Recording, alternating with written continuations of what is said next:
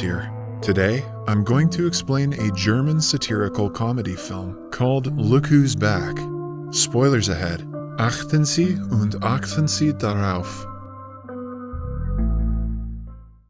The beginning of the movie is set somewhere during the Second World War in Berlin. The Führer, Hitler, is with a behavior coach named Keppel. Hitler expresses his disagreement with the gesture of people's greeting to Keppel.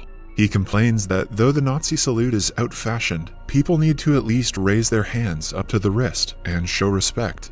Then, he narrates that he has done everything humanly possible to destroy the foundations of the enemy who desecrated their soil. He finds Germans' existence incomprehensible and finds it alarming that he is here, too. In the following scene, he wakes up on the ground, somewhere in a forest.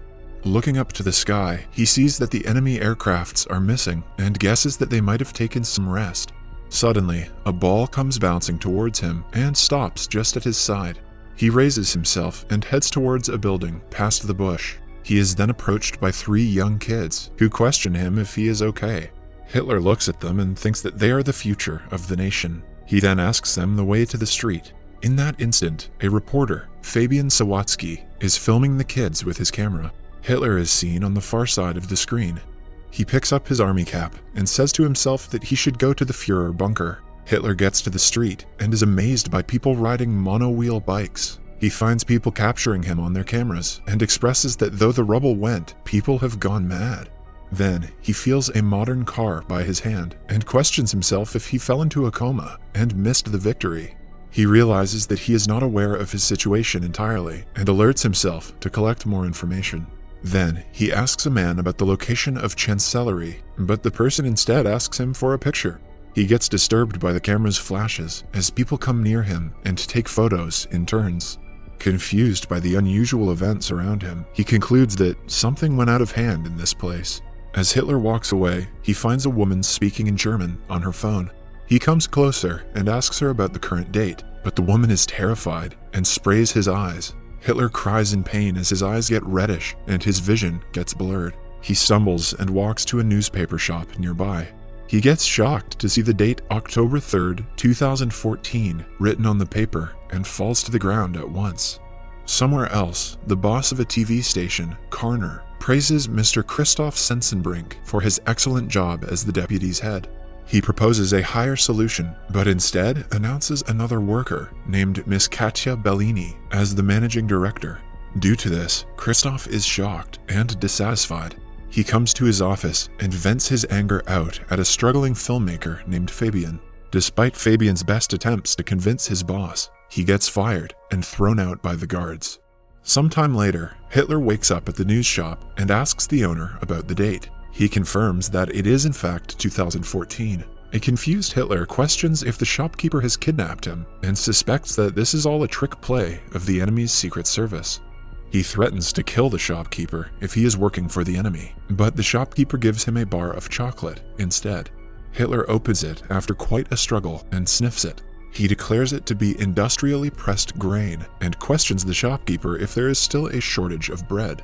The shopkeeper asks Hitler if they are filming a documentary somewhere nearby, mistaking him for an actor. The shopkeeper then says that he looks exactly like the Führer, to which Hitler replies that he is the Führer. After that, Hitler sees the Turkish newspaper and asks if the shopkeeper has Stürmer or Panzerbar. The shopkeeper says that he has more Turkish customers. Hitler is astonished at the presence of Turkish people in Berlin. He then starts collecting information from the newspaper. While reading it, he assumes that he didn't win the war in the past, and Germany was given to the hands of clumsy women having the charisma of a wet noodle. He further laments the existence of Poland and concludes the war to be a total waste. Meanwhile, Fabian looks upon his video reporting about soccer and sobs, sad at the fact that he was fired. Don't worry, Fabian, in a couple years you can get a job on YouTube. His mother calms him and asks him to pause the video, noticing Hitler behind. Fabian is amused at the discovery of a person who looks so similar to Hitler. Back in the shop, the shopkeeper asks Hitler to keep the newspaper aside and stand outside. Hitler grudges at being asked to work. The shopkeeper suggests Hitler clean his clothes, for they stink. He then goes to a laundry place and asks them to clean his uniform. Hitler asks if they have another uniform, since he cannot walk away naked. Hitler doesn't understand that he's in modern-day Germany now, and nudity is no big deal. Next, we see Hitler walking to the news cellar with jeans and a sweater on. Hitler's looking bussin'. Fabian, on the other hand, has somehow managed to find him and is waiting for him in the shop. After getting a look at Hitler, he is amazed at his appearance. Fabian asks Hitler if he can film him as he marches through modern Germany. Hitler agrees with the idea. Fabian takes up some cash and a car from his mother and begins his journey with Hitler. The two end up in a hotel where Hitler gets amused at seeing the television. He then decides to talk about politics in Fabian's presentation. He goes to places asking people regarding their views on politics. After the interviews, he finds that there was minimal impact of democracy upon people during his absence. He inspects discontent and suppressed anger in people, which reminds him of the 1930s, when people had similar views but lacked the term political disenchantment. People tell Hitler about the problem of immigrants in the country, making Hitler push his idea that mixing the races doesn't work. Later, Fabian asks Hitler the source of his unique mustache. Hitler replies that he cut his mustache to a shape that fits a gas mask. A while later, the two end up on a farm, where Hitler gets bit by a dog. He is enraged and shoots at the animal. Fabian scolds him and seizes the gun. As the tour goes on, Fabian eventually runs out of cash. But he thinks of a plan and convinces the passers-by to have their sketches drawn by Hitler. Hitler finally gets to exhibit his creative side and draws sarcastic pictures, which people find funny and pay for. They continue their trip after collecting enough money. Back in town, Fabian shows a clip of Hitler to Christoph. The video has a lot of views, as Fabian has uploaded it to the internet. Christoph is impressed by the large number of views on the video. He asks Fabian for Hitler's name and contact number. After meeting him, Christoph suspects Hitler to be a lunatic and asks Fabian to take him away from his office. Before leaving, Hitler enters the director's office and asks her to save Germany together with him. Interested by the idea, Bellini asks him about the plan.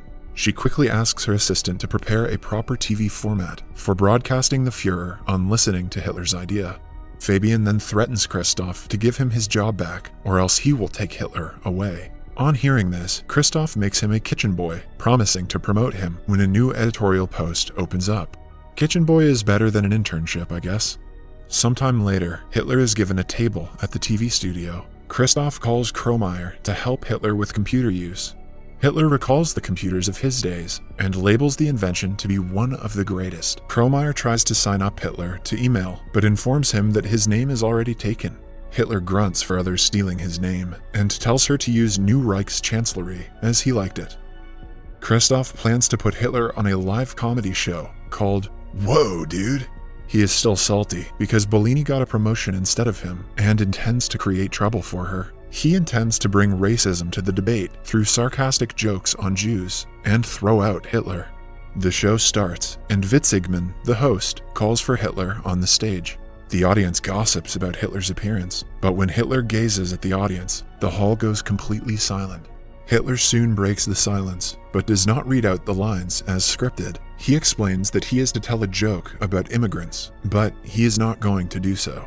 He says that a TV is a great invention of the human, but the shows broadcasted are nonsense. Clearly, Hitler hadn't seen Game of Thrones yet. He sheds lights on problems like poverty and unemployment, and forecasts that the people of the country are heading towards the abyss without noticing it. Hitler vows to fight against the TV, not only up to the broadcast of the abyss, but also until he succeeds in overcoming them. Everyone likes the idea and claps for him. Seeing Hitler's popularity, the host, Witzigmann, gets envious. Bellini asks Christoph to broadcast Hitler in every show. Christoph is distressed because of the failure of his plan. In the following scene, we see Hitler give interviews on numerous TV shows and share that his motive is to make Germany great again. Wow, this movie was ahead of its time. His popularity grows immensely, and he meets several people and party leaders. He starts charming them all by sharing his ideas. One day, Hitler and Fabian visit NPD headquarters in Berlin. He calls for Ulf Birn, the federal chairman of NPD, and asks him what his cause has achieved so far. Hitler belittles him and says that they have wasted enough time, and the movement is taken aback by decades due to their words. Christoph gets excited and happy when the cops and district attorney, DA, appear at the TV studio. They explain that they are here for a complaint of charging violation of hate laws. Bellini asks what they are to do then. Quickly, Christoph pops that they might need to cancel the Führer show. The DA says that they can keep the broadcasting on. Bellini takes a sigh of relief, while Christoph fakes his smile. After the DA leaves, Kromeyer hands over a letter to Christoph stating the payment of the dog, which Hitler had shot earlier in his trip. Christoph receives the letter happily, believing it might be a way to cause trouble. Next, Hitler is put on a TV program where he is asked direct questions about his different roles in the war. Hitler responds that he wants to reach out to people, but the interviewer tells him that all his deeds cannot be justified. He shows him the clip of him shooting the dog. The video disturbs the audience. Hitler is angered and threatens him that he would do the same to him. He further says that he will turn their studio into a parking lot for tanks. Christoph gets happier, seeing people's negative responses. After the disastrous interview, Bellini is fired, and Christoph is appointed as the new manager. After that, Hitler goes to Fabian's house and starts living with him. He expresses amusement at the path taken by destiny and starts to write his second book. The book soon hits the market. 3 months later, at the TV studio, everyone sits in a meeting where the massive loss that the company has gone through is discussed. Christoph believes that Witzigmann's show will put them back on track, but one employee informs him that he has quit his job. Christoph gets tense and mad at the selected employees for losing the show. One of the staff suggests getting Hitler back, which interests Christoph. He looks for Hitler again and offers Fabian that he will invest $1 million in the film that Fabian and Hitler are shooting, if, in return, they let them broadcast the movie on their TV station. Hitler and Fabian come to Kromeyer's house, where Kromeyer's grandmother identifies Hitler. She claims that Hitler gassed all the people up and killed them. She calls him a criminal and shouts at him to get out. In the car, Hitler shares that he is surprised at Kromeyer being a Jew. He starts to belittle Jews, calling them less of humans. Fabian gets disappointed at Hitler's actions and his words. Back in the set, Fabian gets Hitler to replay how he got to the place. He asks Hitler what happened before the ball came rolling to him in the woods, but Hitler cannot remember it. Later at night, he walks off the set and is surrounded by some thugs. They call him the reason to take Germany back and give him a hard blow on his face. As Hitler opens his eyes, he finds himself in a hospital in front of Bellini. At the same time, Fabian looks over the footage of the video he captured about the boys and soccer. He watches it closely and finds Hitler rose from where he was lying. Fabian gets amazed at what happened before it. He quickly goes to the place and finds a board at the location, stating the historical location of Führer Bunker. Fabian rushes to the hospital, but does not find Hitler. Bellini says that he is headed to the shooting set. Fabian reveals that he is the real Adolf Hitler, but Bellini does not believe him. Fabian acts mad and tries to explain his theory hysterically. The guards try to catch him, but he flees. Fabian then reaches the set and aims a gun at Hitler. When asked about his identity, Hitler explains that he never claimed to be anyone else. Fabian says that Hitler is fooling people with his propaganda, to which Hitler replies that people elected a leader who shared his whole idea openly in 1933.